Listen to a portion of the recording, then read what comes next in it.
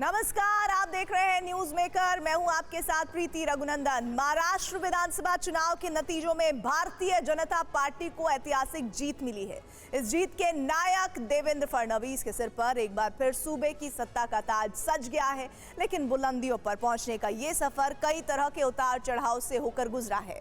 रास्तों में कभी कामयाबी मिली तो कभी मन का चाहा नहीं हुआ, लेकिन देवेंद्र फडणवीस ने कभी हार नहीं मानी और वो बन गए न्यूज मेकर। आज की हमारी खास पेशकश देवेंद्र फडणवीस के सियासी सफर से जुड़े दिलचस्प किस्से कहानियों से।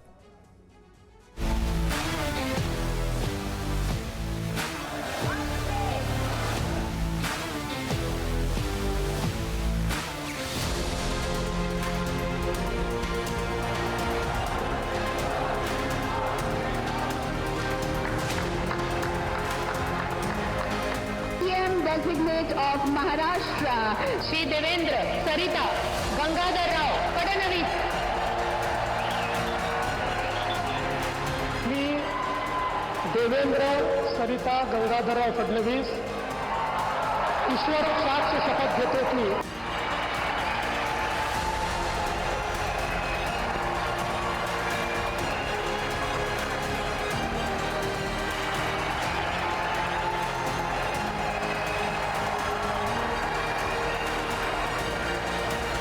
देवेंद्र फडणवीस हुए।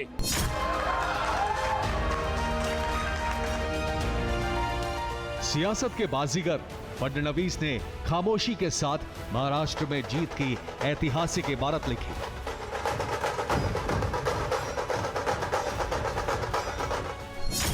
महाराष्ट्र के इतिहास में बीजेपी ने अब तक की सबसे ज्यादा 132 सीटें जीती। ऐसा ही कीर्तिमान 26.77% वोट शेयर के जरिए भारतीय जनता पार्टी ने बनाया और 10 साल में तीसरी बार मुख्यमंत्री बन गए देवेंद्र फडणवीस।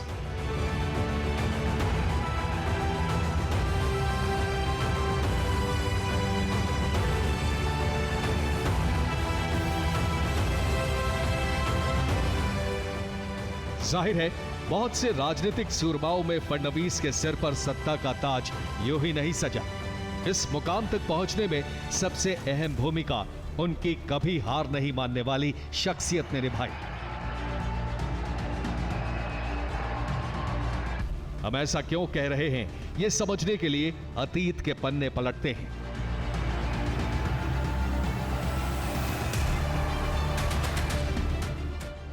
सबसे पहले फडणवीस का यह बयान सुनिए। एक प्रकार से भारतीय जनता पार्टी की सारी जिम्मेदारी महाराष्ट्र में एक लीडर के रूप में मेरे ऊपर थी। तो ये जो हमारा महाराष्ट्र में डिबैकल हुआ है या जो हमें एक प्रकार से हार मिली है, हमारी सीटें कम हुई है, इसकी पूरी जिम्मेदारी ये मेरी है। मैं इस जिम्मेदारी को स्वीकारता हूं। कहां कमियां रही है उसको पूरा करने की कोशिश करूंगा। मैं भागने वाला आदमी तो हूं नहीं और जोरों से मैदान में उतरूंगा।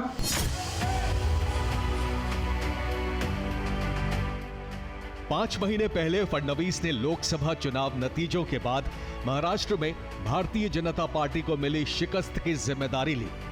हवाएं इस कदर खिलाफ हो गईं कि फडणवीस के सूर्यास्त की भविष्यवाणी की जाने लगी। लेकिन उन्होंने पूरे दमखम से विधानसभा चुनाव की तैयारी की और तूफान का रुख मोड़ दिया। मेरी हिम्मत को परखने की गुस्ताखी मत करना। मेरी हिम्मत को परखने की गुस्ताखी ना करना। पहले भी कई तूफानों का रुख मोड़ चुका हूं मैं।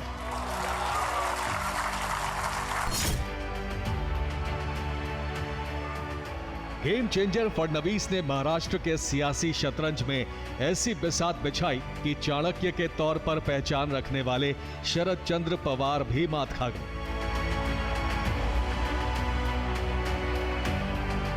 पस्त पड़ चुके कार्यकर्ताओं के मनोबल को बढ़ाने के लिए फडणवीस ने ताबड़तोड़ 64 रैलियां की। दलितों, आदिवासियों तक पहुंचने के लिए संविधान सम्मान यात्रा निकाली। संदेश दिया कांग्रेस ने लोकसभा चुनाव के दौरान झूठ फैलाया कि बीजेपी संविधान में बदलाव कर देगी। इसी तरह लाडकी बहन जैसी योजनाओं के लिए 1700 से ज्यादा अभियान चलाए। मनोज जरांगे पाटिल के मराठा आंदोलन को लेकर फडणवीस ने खुलकर कुछ नहीं बोला, लेकिन जरांगे की काट के तौर पर लक्ष्मण हाके का आंदोलन शुरू हुआ, जिसका असर भी चुनाव में दिखा। गैर मराठा ओबीसी लामबंद हुए। सबसे बड़ी बात यह है कि एक तो जरांगे का जो आंदोलन था वो इतने ट्विस्ट एंड टर्न लिए और लास्ट में आते आते बहुत सारी उसकी हवा निकल चुकी थी। तो जब बेहतर विकल्प सामने मौजूद हो, मैं हमेशा कहता हूँ ओरिजिनल कॉपी अगर मार्केट में मिल रही है तो फोटो कॉपी लेने की कोई ज़रूरत नहीं है। चाहे हिंदुत्व हो, चाहे राष्ट्रीय एकता का है, उसमें बीजेपी शिवसेना से बहुत आगे निकल चुकी। फडणवीस ने एक और मराठा आंदोलन को सधे हुए तरीके से संभाला, तो दूसरी तरफ आरएसएस और हिंदू संगठनों के साथ मिलकर हिंदुत्व के मुद्दे को धार दी। इस प्रकार से हम लोगों ने पिछले चुनाव में वोट जिहाद देखा। एक प्रकार से उनके सारे धर्मस्थलों के ऊपर बैनर लगे, पोस्टर लगे, कस्में दिलाई गई और लोगों को वोटिंग के लिए बाध्य किया गया और कहा बस एक ही चीज करनी है, मोदी जी को हराना है, ये कहकर एक वोट जिहाद किया गया। लेकिन अब वोट जिहाद का जवाब वोट के धर्म युद्ध से हमको देना है। जमीन पे दिख रहा था कि महायुति सरकार आ जाएगी। उसका एक बड़ा कारण जो है मुझे जो दिखाई दिया वो लाडली बहन योजना और दूसरा जो धार्मिक सांप्रदायिक ध्रुवीकरण हुआ, कटेंगे बटेंगे, एक हैं तो सेफ हैं, उसका लाभ मिला है। अब साफ हो गया है कि महाराष्ट्र की रणभूमि पर फडणवीस की रणनीति का जादू चल गया है, लेकिन इस हासिल का असल आगाज आज से 10 साल पहले हुआ। 2014 में केंद्र में भारतीय जनता पार्टी की सरकार बनी, नरेंद्र मोदी देश के प्रधानमंत्री बने।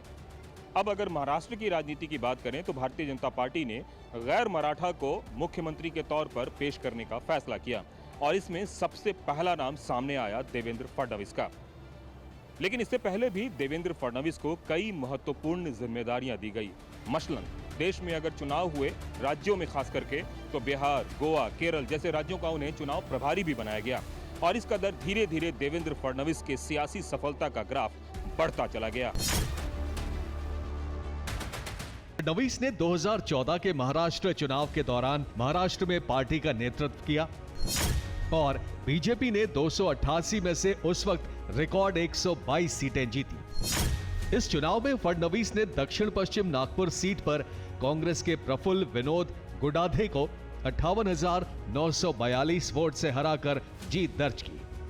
अकेले चुनाव लड़ने वाली भारतीय जनता पार्टी और शिवसेना नतीजों के बाद साथ मिलकर सरकार बनाने पर सहमत हुए। इस सरकार में देवेंद्र फडणवीस को राज्य के मुख्यमंत्री की जिम्मेदारी दी गई। देवेंद्र फडणवीस ने 31 अक्टूबर 2014 को महाराष्ट्र के 27वें मुख्यमंत्री के रूप में शपथ ली। महाराष्ट्र की सत्ता के शीर्ष पर पहुंचते ही देवेंद्र फडणवीस के नाम कई रिकॉर्ड जुड़े। फडणवीस 44 साल की उम्र में मुख्यमंत्री बने, जिससे वो शरद पवार के बाद महाराष्ट्र के इतिहास में दूसरे सबसे युवा मुख्यमंत्री बन गए। इसके अलावा सूबे में बीजेपी के पहले सीएम भी फडणवीस बने। अपने कामकाज के बूते फडणवीस साल 2019 में एक बार फिर चुनावी मैदान में उतरे। बीजेपी और अविभाजित शिवसेना ने मिलकर चुनाव। क्या आप और अजीत दादा पवार साहब भी कल डिप्टी सीएम पद की शपथ लेंगे? अरे भैया अभी तो कहा, देवेंद्र जी ने भी कहा, मैं भी कह रहा हूँ रुको थोड़ा, अभी शाम तक रुको, अभी कल शपथ ली है ना, उनका समझ में आएगा। मैं तो लेने वाला हूँ।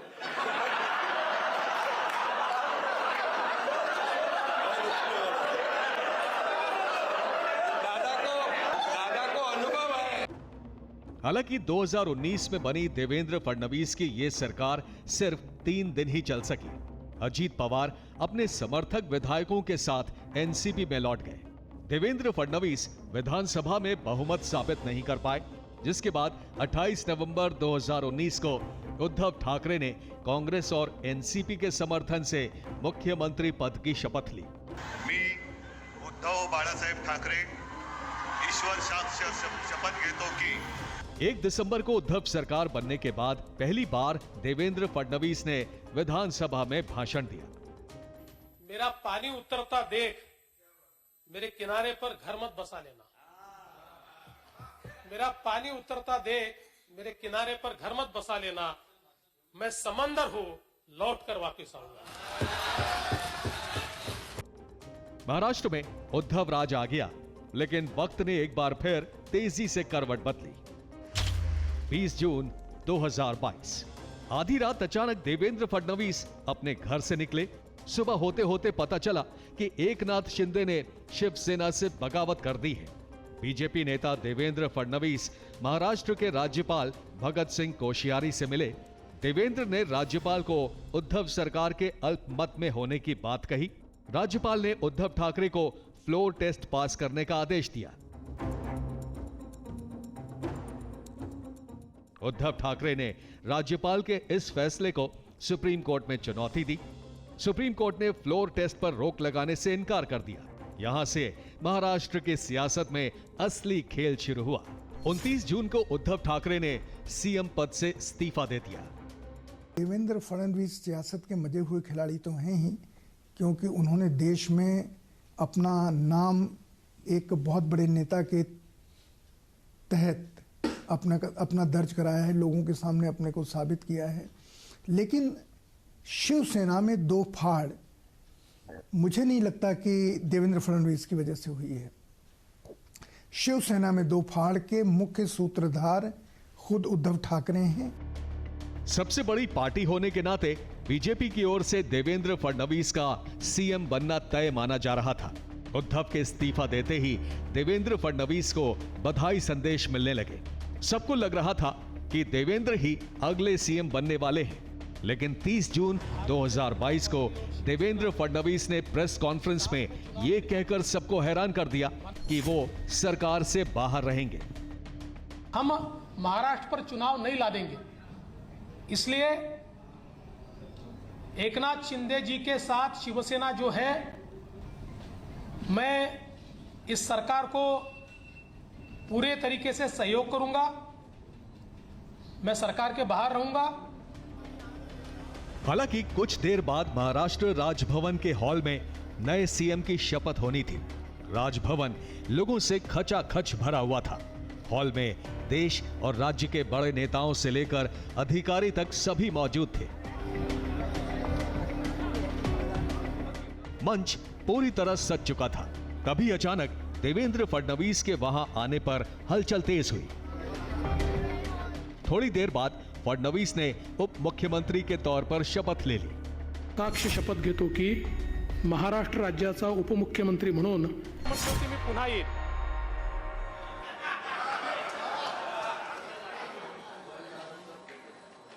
त्याच्यावर माझी खूप टिंगटवाळी अनेकांनी केली,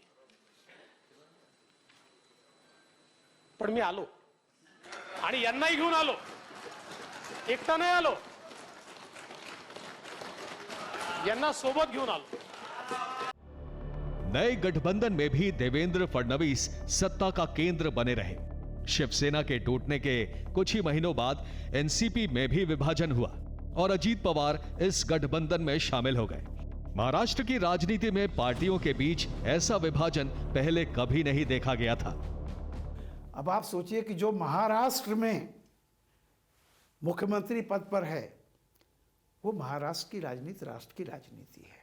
तो महाराष्ट्र की राजनीति आप समझिए कि वो केंद्रीय राजनीति ही है, वो क्षेत्रीय राजनीति नहीं है।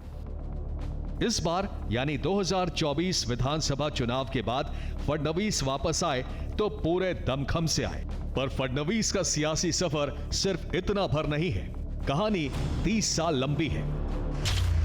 22 जुलाई 1970 देवेंद्र फडणवीस का जन्म नागपुर के मराठी ब्राह्मण परिवार में हुआ था। पिता गंगाधर राव आरएसएस प्रचारक और बीजेपी नेता थे, जिन्हें कैबिनेट मंत्री नितिन गडकरी अपना राजनीतिक गुरु मानते हैं। वो कुछ समय के लिए महाराष्ट्र विधान परिषद के सदस्य भी रहे।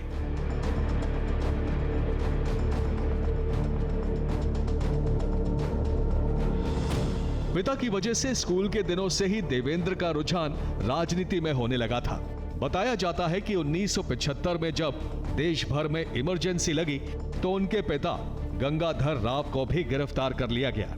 इससे नाराज होकर देवेंद्र फडणवीस ने 6 साल की उम्र में स्कूल जाना ही छोड़ दिया, क्योंकि स्कूल के नाम में इंदिरा लगता था।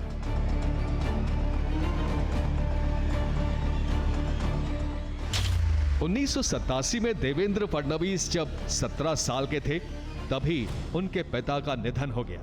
1989 में जब वो कॉलेज में पढ़ाई कर रहे थे तब वो आरएसएस की स्टूडेंट विंग अखिल भारतीय विद्यार्थी परिषद यानी एबीवीपी में शामिल हुए।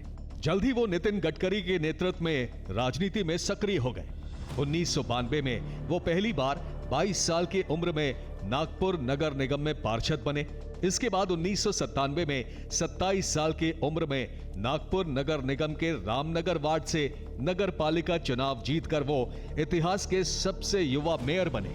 मेयर बनने के 2 साल बाद ही 1999 में नागपुर वेस्ट सीट से चुनाव जीतकर देवेंद्र फडणवीस पहली बार विधानसभा पहुंचे। 2004 में दोबारा इसी सीट से विधायक बने। 2009 से 2019 तक लगातार 3 बार नागपुर साउथ वेस्ट से विधायक बने।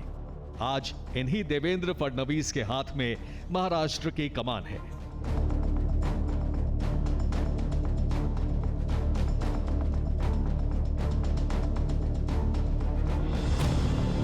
देवेंद्र फडणवीस के सामने कई चुनौतियां आई, लेकिन उन्होंने सभी चुनौतियां कबूल की। सीएम बनने के बाद उन्होंने डिप्टी सीएम कबूल किया, ये उनकी पहली चुनौती थी। उसके बाद उनकी दूसरी चुनौती थी बीजेपी को सत्ता में लाना। लेकिन उनकी असली परीक्षा अब शुरू होती है। उन्हें राज्य में जातिगत बैलेंस बनाना होगा, आर्थिक बैलेंस बनाना होगा। साथ ही ये भी तय करना होगा कि महाराष्ट्र जैसे राज्य के महत्वाकांक्षी नेता उन्हें किसी तरह की चुनौती ना पेश कर सके।